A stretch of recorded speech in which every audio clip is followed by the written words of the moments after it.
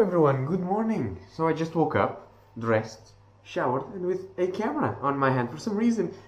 I don't know why. So today I have no classes, which means it's time. It's time to check out a new colony. So, not exactly a new colony. I've actually had this colony for a while. And here it is. Welcome, everyone, to the outworld of a little, and by little I mean both in colony size and actual ant size, little colony of some, I think, Monomorium ant species, alright? Now, in this outworld here, which is very simple, just sand substrate and two test tubes, one filled with water and another one filled with honey water. It could also be sugar water. In this case, it's 1 part honey, 2 parts water inside of that test tube. They seem to like it a lot, and that's what I've been feeding them. As you can see, there's also some mealworms from which the ants are eating. And much like watching paint dry, this outworld, even though it is time-lapsed, is very, very boring. And to be honest, it's kind of a letdown that this colony that's been doing so well is so boring to watch, at least in the outworld. However, if we scooch over a little bit to the right, we see the nests. This nest is actually the one that I've shown you how to build in a little video that I'll leave in the iCard up at the top right corner, okay? So inside the nest, the story is completely different. The nest is packed full of workers, eggs, pupae, larvae, and the queen, which in comparison to her workers is absolutely huge. Alright, when I caught the queen, I thought she could even be Formica because of the size, but the format wasn't quite right. And from the workers, I'd guess this is a Monomorium species, but I'm absolutely not sure. Okay, because the only Monomorium species that looks like these ants is technically only native to Portugal's islands. And yes, they are invasive here, and they do exist here, but I am not sure that they would be prominent enough for me to have caught them in an urban area. So, still don't know the species or even the genus, to be fair, but this colony is doing amazingly well. They've grown in size quite quickly.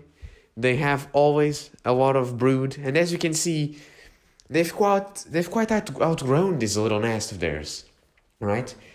And they don't seem to need anything fancy. The nest is not all that complicated. It doesn't retain moisture very well, and yet I don't water them very often. They don't seem to need a lot of humidity, though they seem to prefer to be quite humid. They seem to be very hardy, is what I'm getting at. They also seem to be very eager to eat all the time. They seem to be scavenging the carcasses of mealworms days after they've been laid in there. They eaten while it's juicy, and then they keep going and keep trying to take scraps, even if they have an abundance of them, which is something I've never seen any colony that can't, take the mealworms in and consume them all at once do. They usually just leave the dried bits to be and for me to clean up. These guys seem to really be eager to survive and grow and thrive, which is great. But they need more space. And that's what we're going to be doing today in this introduction of them to you guys. Now, I have constructed them a little connector to which I intended to connect both this nest that they have today, the outworld that they have today, and a new nest, which, by the way, is already built. It is built in the very same fashion as the nest I show you how to build in the video I mentioned before. However, it is painted black on the outside, which will retain most moisture better. That way, even though they seem not to need it so much, they will get what they seem to prefer, which is a little bit more moisture without me having to water the nest so often, because the paint that I use, it's acrylic paint, which when dry creates a sort of plastic layer around the nest, which stops evaporation from occurring on the outside, which means that all the water that's inside the plaster will leave the plaster inside the chambers of the nest. It doesn't do this at 100%, obviously, but it does help a lot with moisture retainance, which is why I always paint the nests, especially of exotic species. Species from Portugal usually don't need this. Most species in Portugal don't even need water in the nest, especially the ones from the center and north of Portugal. However, they seem to really prefer humidity, so I thought it would be a good idea to give them this type of nest. So first of all, I have also built a lot better of a connector. This one is very scrappy, but I've done one that I feel like is a little bit better. So first up on the list of things to do is to connect that to the outworld and the nest by changing it.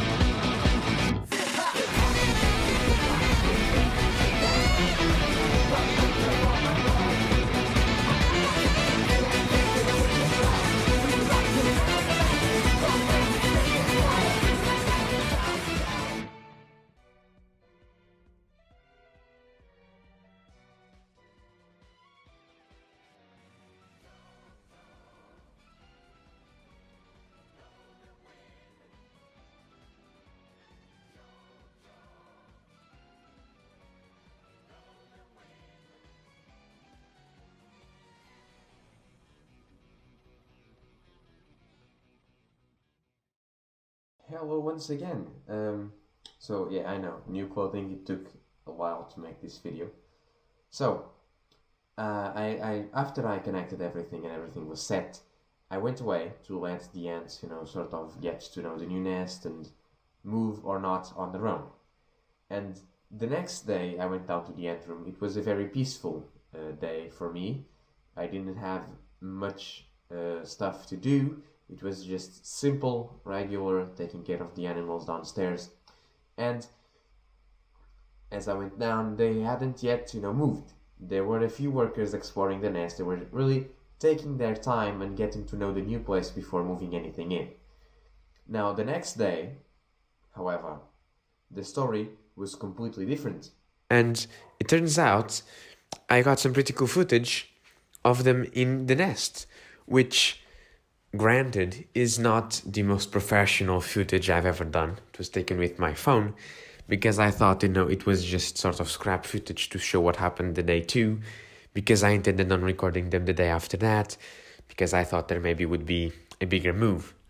But it turns out that once they know the places, they become very nomadic, and they move parts of the workforce and brood piles from one nest to the other, and they seem to keep it separate, sort of as a satellite nest.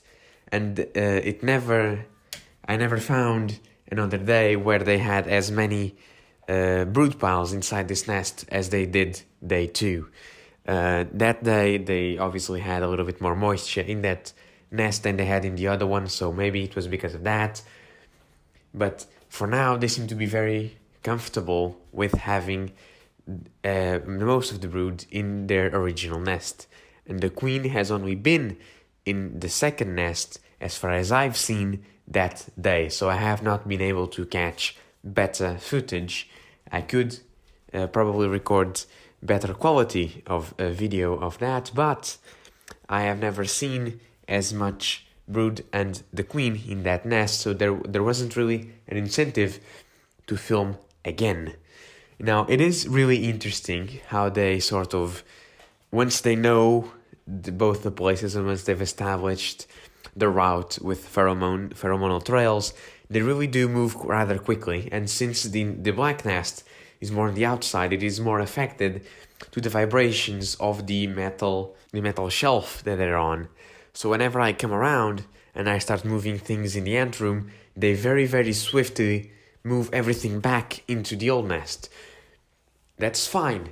It's still a new place for them, so it's only natural that with there being a little bit more vibration inside this nest than in the other one, they would swiftly retreat to the nest that they're used to.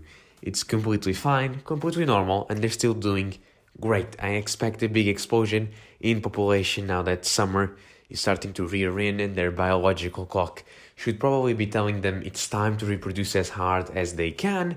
So I'm hoping to do quite a lot of updates on this species, because them being so small, I expect them to be quite fast growing. They'll never get to huge sizes, but I do expect to have a pretty impressive Monomorium colony by the end of this summer. We'll see about that.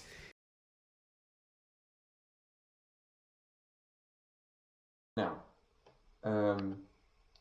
I do believe that I have a small portion of my audience that actually sticks around to the end of the video. And to those of you that do that, I just want to say thank you. I really appreciate the watch time and, the attention. So I need a name for this colony, so leave your name suggestions down in the comments down below, all the 5 of you that actually watched till the end. I think I should name the colonies that are big and that I deem that are sort of worth of making a video on. I don't do videos on all the small colonies because there's a big probability that they could fail.